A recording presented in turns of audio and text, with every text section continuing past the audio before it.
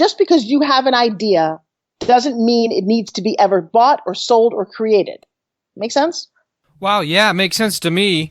Two things that I was listening for, because anybody who ever's watched you on TV, one of the things you say is never do anything sort of part-time or half-hearted. Don't give yourself a backup plan. If you're going to do something, be 100%, because the universe can detect when you're not all in. But it sounds like you would have been somebody who would have mortgaged just about everything to make. I mean, it seems like you were committed to making the SpinGym work. Sounded like a lot of people telling you it's not going to work. And I hear a lot of that from inventors as well. So you're saying don't mortgage your whole future. Don't put that strain on your family. But where do you sort of draw the line? Well, and that's a very, very interesting thing. So yes, in fact, I did mortgage my house. And I did push all my chips in. But you have to remember, I have a bit of an advantage, or at least and by the way, it could have all gone very wrong. Let me tell you something. There's it's like the 3-hour ship from Gilligan's Island. Sometimes it does go wrong. But I've already made a living doing television, and I knew that I was a good spokesperson. And I kind of bet on myself, which I had never done before. And by the way, home shopping turned me down. Let me get really real about that. There is a really in-depth story that I don't think you want to go into at the moment. But when I went to home shopping, which was my ace in the hole after watching Pitchmen, they turned me down. And they said, we want to do it for this price. I said, no. They said, see you later. And I thought, oh my God, what have I done now? And as it turns out, I ended up getting a deal through somebody in England, and other things happened. I mean, it was a traumatic story. There was a lot of months and a lot of sleepless nights over this entire process. So do not jeopardize your entire family. Just don't do it. You do have to push your chips in, yeah, and you need to be wise about this. If you're a policeman by trade and you decide that you're going to, stop all of that and give away your pension because you've got this widget that you want to do, that's not the right thing. I'm already in that space. So my thought is that you go along the path until it's the time to push your chips in. Does that make sense? When is that time when you feel like it's right to quit your job? Is it after you've got a product on the market and you see the sales and you're like, wow, what if I spend more time to make this grow? I mean, that's one of those questions I've always wanted to know. When do you quit or when do you reduce it to part-time, especially say if you're a housewife or a father and a husband and you have a couple of children and your job just sort of makes enough to, like, you're living paycheck to paycheck? When is the best time to take a giant leap? Is there a feeling? Is it financially based? Is it both? I'm going to tell you that you never push your chips in on just an invention. It's not ever don't risk that, because, and this is again a part of a training, and every scenario is completely different. Should you license it to somebody first? Should you understand that you've already got some money coming in? You need to be really clear that what you have is not a dream, but a business. And there's very, very different things going on here. Most people, even if you've got the best idea in the world, do you have any idea how to get it out there? Do you need to partner with somebody? Most inventions, by the way, are the last thing. They're worth like 3 or 4% of the whole deal. It's not the biggest part of it. It's not the expense. It is actually funding the inventory, the manufacturing, the marketing, the TV campaign. There's so much other money and if you don't understand all that, just because you've got the greatest thing since sliced bread, even if you have sliced bread, I don't care. There's other mechanisms. So my advice is to partner, and you can't answer that in a blanket way. There's a rule that says never use your own money. Well, in my case, that's all I've ever used. I try not to take other people's money because I don't want to answer to anybody. But if you don't really have a plan, if you haven't aligned with an expert, get a mentor, get in a class, get to the point where it's undeniable that this will make money and you understand that, because then there's the other caveat to being an inventor is, do you know how to run a business? If you're a housewife and that's all you've ever done, all of a sudden you have to do corporations and taxes and patents, and you have no skill to do that. So my thought is, know what you do best. And if your deal is, I have great ideas, I've got great inventions, then you reach out to a Forbes Riley, to a Kevin Harrington, to a whatever, however you can get to any of us, and pitch your idea. Odds are, if it's a great idea, one of us, and there's plenty of us in this world, will say, wow, okay, let's partner. And let me do what I do great. I will take inventions to home shopping. I've made millionaires. I will take inventions to an infomercial. We're always looking for new things. But you don't ever, as an inventor, need to give up your job. That would be silly, because inventing doesn't pay. Marketing your product pays. Distribution pays. And to really understand that, and there's a lot of other avenues. You can write a book about what you do that actually might pay more than actually the invention. Sometimes the journey is better than the actual story. But and I love that you're doing this show, because sometimes so many people just need to be knocked on their head going, don't screw this up. Don't destroy your marriage and your family for an idea. I actually hear ideas all the time that are already out there. People don't realize it. And I feel sad for people who live in this bubble that don't know. So the best thing that somebody listening right now can do is to continue to listen, continue to learn, reach out, get connected, and don't think that you know it all, because you never do. Do you have a mentor? Do you have a mastermind group? And are you, and then I say, okay, so people say, oh, I don't want to tell my invention, someone will steal it. Well, yeah, actually, you have to be careful of that. You have to understand what it takes to protect an invention. And then sometimes you can't protect your invention. Your idea, you give it, and somebody takes it, and then you have to bless the world and go, well, that was not my last invention, just my first invention. Make sense? Oh, yeah, it makes sense to me. One of the things you mentioned there, and I'd like to go back to it, you mentioned maybe trying to get a licensing agreement. It seems like most inventors would like to do that. Do you ever, Forbes Riley, try to obtain a licensing agreement, or because you bring so much value as somebody who pitches the invention, do you just never consider that? When should an inventor consider it? Well, it's a very funny, again, every scenario is completely different and should be looked as completely different. Everyone always told me, and I will tell everyone else, do not fall in love with your invention. You are not your invention. Well, guess what? When it came to SpinGym, I fell in love with my invention. I swear to God, and I mean seriously in love with it. And so it's been very hard for me to partner or let this little puppy go. But I'm to a point now, 7 years down the road, where I also now teach and speak and want to go back to my TV career, where I would like to find that CEO to run this company and have a vision and stay on to do it. So one of the problems is an invention is like giving birth. You got a baby. Do you want to raise the baby for the next 18 years, or do you believe somebody else is more qualified to raise your child? Well, the truth is it's not your child. But imagine how hard that feels to give that up. It's an idea that got birthed out of your head. So most inventors struggle with that, going, well, I don't want someone else to take it. They're going to change it. They're going to morph. They're going to this. And it's really important to understand that the universe gave you this idea to get it out there. And let's get metaphysical for a second. I think the universe, whatever you want to call the universe, drops an idea, like sprinkles it around the world. How many people had the idea for Post-its or Coca-Cola, or, you'll sit with inventors. I had that idea. Well, 100 people get an idea at the same time, because that's how the universe works. The only reason that one of them brought it to fruition is they took action. Massive, painful, expensive action. So for you to sit there and go, I had that idea. Of course you did. There's 99 other people who had that idea too, but only one got that thing out to the world. And you got to honor that person for taking their life in that direction, because no invention, if you know about it, there was some blood, sweat, and tears to get it out to the world. Okay? So you have to decide, you look at your invention, and you have to say, wow, is this the only thing I'm ever going to think of? And if it is the only invention you'll ever think of, then hang on to it. But if in fact it's one of those great ideas that need to be out to the world, then give it up for adoption and take a royalty. Or get it to a certain point with enough IP where it matters. So again, every idea is completely different. Depends whether you invented, the GoPro or you invented the fidget spinner. One is a $2 item, one is a $500 item. What is it that you invented, and who might be better? Who has the machine to get it out there? If you're the OxyClean guy, well, funny thing about the OxyClean guy, Robert Apple, no, his last name was Apple. I don't remember his first name. He had a lot of money behind him. How hard is it to go against the big corporations that also do detergent and cleaners, So it depends on the category, depends on who you align yourself. Get your own investors.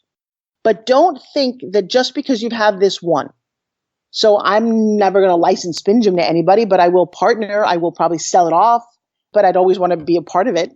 But I have other inventions, other ideas that are much more arm's distance. And once you see the process too, as an inventor, you need to experience the process. I've been burned a lot of times. Let me tell you something. The first time you get burned, ever stick your hand on a flame, you go, oh my God, that hurts. What happens next time you go to touch the flame? You're a little more careful.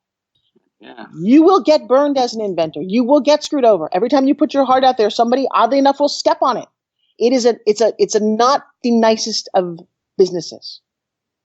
Do you have to be particularly thick-skinned, or when you hear the negative reactions, they're triggering inside like, I'm going to show you, or do you just don't understand, like I failed to communicate this? How do you do negative feedback, whether it be disturbing market research or just the interactions you get from people when they poo-poo? Because everybody's sensitive. How should somebody react? The very first time I presented my SpinGym, I was so excited about this. Oh my God. And I still am 7 years later and many tens of millions of dollars later. I gave it to one of my girlfriends as a Christmas present because I only made a few to start with. And she actually gave it back to me. She said, well, that's really good for you. I would never use something like this. And I will tell you that my energy has changed. In the beginning, I was very hurt when people didn't love what I had, but I knew I had something. And my thought now is, if you don't love it, and is it for everybody? No, but I simply kind of bless them and go, wow, you just don't know. But I also know that I've got something that most of the time I put it in someone's hands, they instantly fall in love with it and offer me money. And so since I sold 61,000 of these on Home Shopping in one day. Wow. I know what I've gotten is pretty good. So thick skin, here's the thing. Nobody wants to hear that their baby is ugly. but also, but it may in fact be ugly.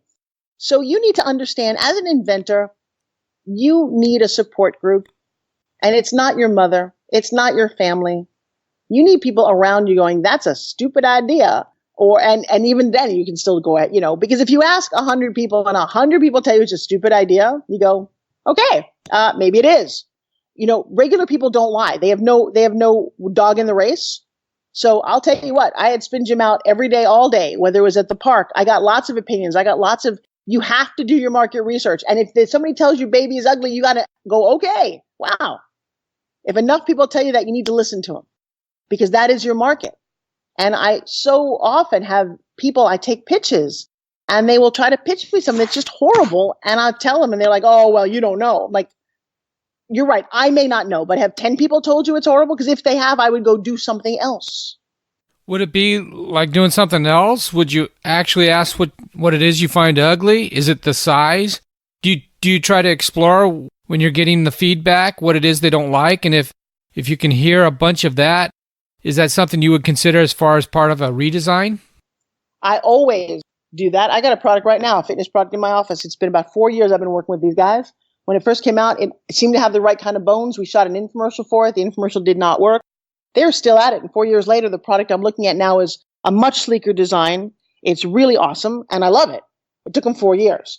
I have never been involved with an inventor where it was not a lifelong process. I got a whole bunch of them right now that I've actually been working with and talking to for years. And I don't know many overnight successes at all. I'm sure there are, but I have not been privy to them. So, and for everybody, it's this journey. Nobody realized how hard it was. Even if a home shopping network accepts your invention, you then have to go manufacture them. You own the inventory. Are you financed enough to do that? If it doesn't work on the network, do you get it back? Are you prepared to handle that? So again, shows like this, listening to people like me speak. I mean, I do tour around to inventing conferences. Here's another caveat, though, to all my inventors, kind of like I would love to say to my dad, don't fork over too much money for any one person's advice. People will take your money, $10,000 for that. No, be smart. Don't be so in love with what you're doing that you get stupid. There's no invention that you can possibly think of that is worth a good marriage or your family. Find ways to do it differently. And I know I sound like I'm contradicting myself, but every invention is different. Every scenario is different. SpinGym, my next invention or whatever it is that I want to get out there next, will never be like the SpinGym journey. That was a very unique journey. The next thing that I've got will be completely different. And the interesting thing is I always feel that it's like square one. Every time somebody comes to me, it's like, oh my God, here we go again. We got to go shoot the video and the testimonials and doing an infomercial. I've got 2 new infomercials that I'm shooting. And it's always the same hopes and dreams. And the thing that I get to bring now out to the world, the best thing I can bring out, especially on an infomercial set, or even to inventors, is I can't tell you what's going to work. I have no idea, nor do I have the right to tell you. But I will tell you the 10 things like that did not work before you that you don't even know about. And so when somebody comes to me with an infomercial and says, hey, I want to do 2 products in a half hour, I'm going to say, look, the last 3 times somebody did that same idea, it didn't work. I'm just putting it out there. Or if they tried to do X, Y, and Z. So I've seen a lot of things that haven't worked. But I will tell you, nobody knows what will work. You need to test it. And like I said, nowadays you can test it on the internet. There's so many different avenues for you to be successful. But if you're sitting listening to this and what I've said just is overwhelming to you, then you need to find a class or reach out to me. One of the things that I'm starting right now, Robert, is a thing called the Billionaire Business Academy. And in this academy, it'll be online, a little bit in person, is that you can come and use my expertise as a resource. So I have people, I don't do this anymore, but I have people who will give you the legal advice, or people who will walk you through what it means to be successful on the internet, or what it means. So all those different tracks that I'm going to try to steer people so they don't get burned by any one person. I see too many people getting screwed over. And as a woman of a certain age who's got 2 14-year-old children, I don't want to see people hurt anymore. It sucks when someone screws you over and charges you too much for a website, or charges you for this and doesn't deliver, or breaks your heart. I've had my heart broken a lot. And part of my goal on this planet for as long as I'm here is to allow precious people who have their heart out there, who want more in life, who see the dream, to actually realize it without getting devastated. Wow. And I know that you clearly know what you want. One of the things that I got out of watching your videos, you got to know what you want. And when somebody asks what you want, you got to be ready to answer that question. I actually had someone with deep pockets ask me what I wanted. I didn't have an answer for him. And I just flashed back to your YouTube videos. Forbes, I want to ask you, if somebody has an idea for an invention, and let's say they were in the swimming pool industry, for example, and their product is something completely unrelated, and they can't shake it, like it keeps them awake at night, would you tell them, since you have pool expertise, maybe you should try to invent something along those lines? Would you try to dissuade them? If they don't understand the market, it would take so much time and don't understand the obstacles. I mean, nobody knows all the obstacles, but what would you recommend to them? If something's keeping you up at night, listen to it. Again, like I said, I don't know where ideas come from. The universe somehow comes up with this, sprinkles it on a whole bunch of people's heads, and the one who take action, gets it out to market. I'm a big believer of following your dreams, following your heart, following what makes you happy. And again, ideas are a funny thing. So if you're in swimming pools and you get an idea for a new cake decorating product, if that's what you think you want to do, go for it. Like I said, just don't go for it with the devastation of your family, thinking, there's 2 schools of thought. I have exactly, this is the dichotomy. A friend of mine wrote a book called 3 Feet from Gold. And that is a story of a guy who kept digging and digging and digging. He knew there was gold down there somewhere, and he kept digging, and he spent his whole life until he died. A guy bought this from his son and literally moved the drill 3 feet to the left, and there was a massive vein of gold. So did the guy give up? Or, you don't know.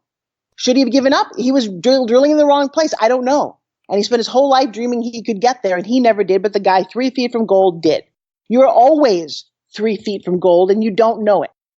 Part of how you live your life is that you need to be happy.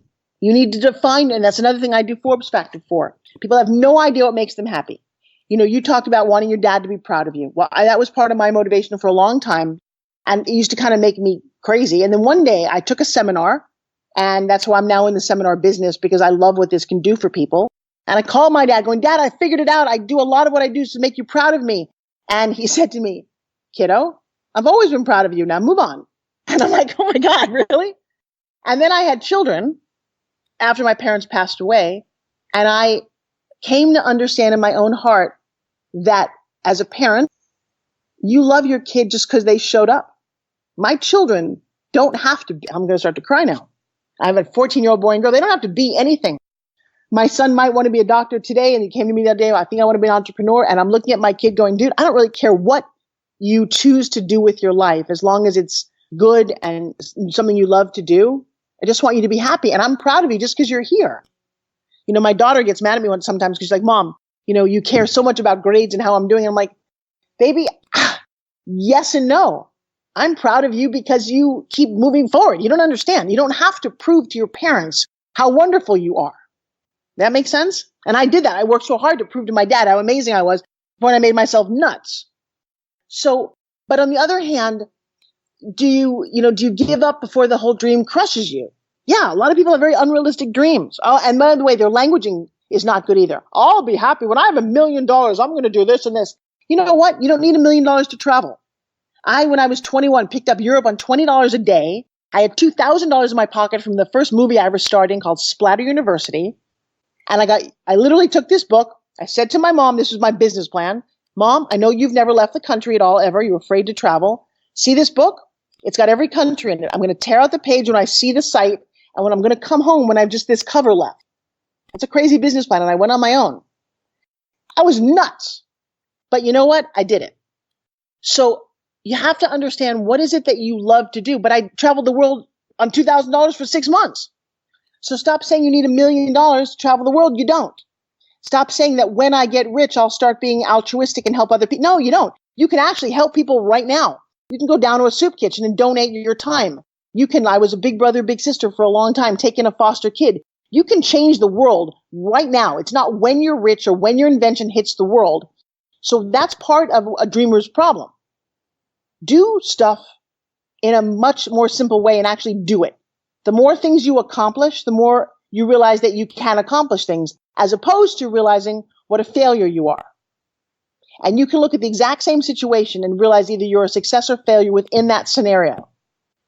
People don't understand how to change the life lesson to make it work for them. And so people who are unhappy will continue to find reasons to be unhappy. Oh, no one wanted my idea. They don't think they don't. It's not they. You didn't. So if you switch that and realize that the journey is your life, and that my dad spent his entire life and no one ever bought an invention, that was his path. It's okay. He inspired me to make an entire career out of helping people who have ideas. Well, I got to tell you, if he'd been really, really successful, I might have gone to do something else and I wouldn't be helping inventors. So it's the perspective of everything you look at. And there is no blanket answer. Every case is unique, but I will tell you some of the caveats, and you mentioned them. Turn off the news. Focus on people that are around you that can build you up, not put you down. Oh, there goes another one of your stupid ideas, Claude. They're never going to work out because nothing ever. Get that person out of your life. So those are things that you can control. People who influence you, what you listen to, your self-talk, your own goals, your motivation. You decide what makes you happy. Some people are happy if they made $10,000 in a year. Some people are not happy if they don't make $10,000 in a day. And those things come way before the big invention. Oh, do I license my product? I don't know. I don't know what's going to make you happy. Is it more interesting to you that your little invention is touched by 1 million people? Or would you rather keep it all to yourself and no one gets to steal it or take it, but you've made no money? I don't know. I don't know the right answer. And that's, well, I'm going to leave it on that note. And that's a beautiful place to leave it. Forbes Riley, I want to thank you for being our first guest on the Invention Stories podcast. I wanted to ask you one more question because Jack LaLanne, he lived here and he was a neighbor. I mean, Morro Bay is very small and everybody's our neighbor, but, he's just a local hero. I mean, people still talk about him today. And if you go down like to the barber shop, it'd be very easy to hear somebody share a story like he used to run to San Luis Obispo, which is 12 miles away, and eat 2 or 3 salads and then jog back. I remember when I was a kid and my mom used to exercise to him and he used to pull rowboats with his teeth while he was shackled and things like that. He was such a great inspiration, and I just want to see if you had anything to share about Jack LaLanne. I forgot that you live in Morro Bay. You get to see that crazy island. That is a very blessed place. Elaine is still my very, very good friend 4 years later. In fact, I have a radio show every Wednesday at 3 o'clock. You guys can listen to me if you like hearing the sound of my voice, called The Forbes Factor. Elaine was just my guest last week. I was blessed enough in my life to have intersected with Jack LaLanne in 2003, right after my babies were born. You have some listeners who actually don't know who Jack LaLanne is or was. And I encourage anyone listening to me right now to Google him.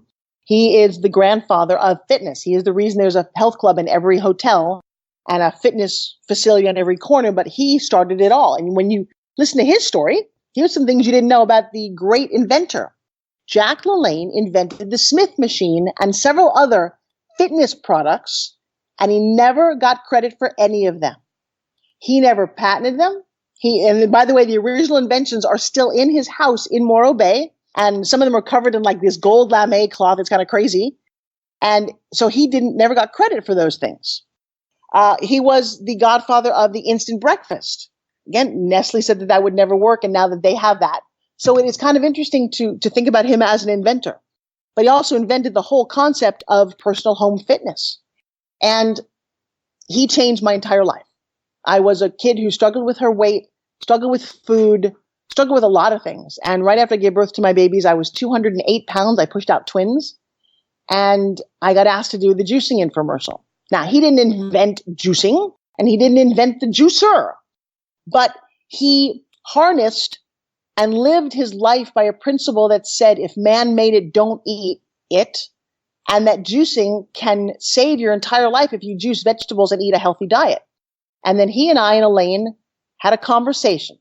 One late January 2003, that one conversation on videotape became an infomercial that used to be seen about 700 times a week here in the United States. And it ran on television for 8 years in 80 countries. And it grossed $1 billion in sales of an invention of the Jack LaLanne power juicer. I was part of that whole movement, that world. And I'll tell you though, Jack didn't stop going forward. He always talked about health and fitness. And we did 4 other products in the course of our life together. And he remains as one of the testaments. And I love the fact that you're up there. You should probably reach out to Elaine and get her on your podcast. I'll make that happen if you want, because she has her own world now. She's 91 years old. She is spunky and does push-ups and exercises every morning and still lives in their home up there in Morro Bay. And if you really want to believe that somebody special walked the planet, that's who Jack LaLanne was. And I got to sit in Morro Bay at the restaurant right there looking out at the point and eat lunch and dinners with him and see how he ate and how he lived his life. In fact, that restaurant, those guys know a lot of stories about him. We celebrated his 96th birthday there. Well, thank you, Forbes Riley, for everything, for taking your time and giving our listeners such great advice and things to think about. I want to let you go. I appreciate it. That's all I have for you. Well, I will take. Before I go, hang on. Before I go, I will offer your listeners, go to freegiftfromforbes.com. And I think I sometimes rotate what I give away, but usually I have a free pitch book up there. You have to remember when I go on home shopping, that was Jack saying hi. I have to sell between $2,000 to $5,000 a minute of a product. And so I've written a book called, The Secrets to Pitching. And I give away a lot of other things as I rotate them. But go to Free Gift from Forbes, and I'll make sure that something is up there for your listeners. And to stay in touch. For me, I never know where my next great product is going to come from. And it comes from the mind of people just like you and your listeners who have an idea. And my whole goal in the world of inventions is to get your product out there. And if I can't, and again, I sometimes take pictures, sometimes I don't. There's a whole system about how that happens, because you can imagine I get pitched every day. But I'm always looking for that next amazing product that can change the world. So whether it's like Joy Mangano in the movie Joy, whether it's a steamer or a mop, it doesn't matter. The world runs in my world, in my mind, on products, on inventions, on the internet now being the cool invention, the iPhone, the new microphones, the drones that are flying around. All of these are somebody's idea. And so I've been instrumental in a lot of those. And just like Shark Tank, there's a lot of people out there looking to help inventors. So just know that people are looking for the next thing. And if you've got it, it becomes incumbent on you to intersect with them. Just don't spend all your money. Don't get hurt. Don't, be wise about what you're doing.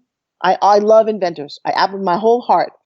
And so honoring people like Jack, who probably could have made a whole lot more money if he'd patented the Smith machine. He just didn't know back then. So have a very open mind. Go to Free Gift from Forbes. Stay in touch. I'm on Facebook. I still do my own Facebook. So people can always get to me, and LinkedIn and social media, and maybe come hear me speak at some point. But stay connected and always move forward, because you're going to be moving in a direction no matter what. You're either moving forward or you're moving backwards. I know which one I prefer. Thank you so much, Forbes Riley. This really meant a lot.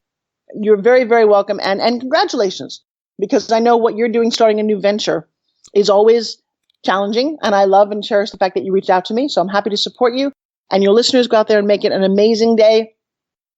Take a little bit of nuggets from everybody. Make your own your own stew, your own casserole. Nobody knows a whole lot more than you do. They just got to it before you did. So trust your instincts and be blessed. You've been listening to our very first Invention Stories podcast. I want to thank Forbes Riley for being our very first guest. To learn more about Forbes Riley, please visit www.forbesriley.com. To learn more about the SpinGym, please visit spingym.homestead.com. If you're an inventor and would like to be featured on Invention Stories Podcast, have a suggestion on how we can make this podcast better, or would like to sponsor our show, please contact us at inventionsstoriespodcast@gmail.com. We invite you to visit our website at www.inventionstories.com. Thank you very much for listening today, and please tell a friend.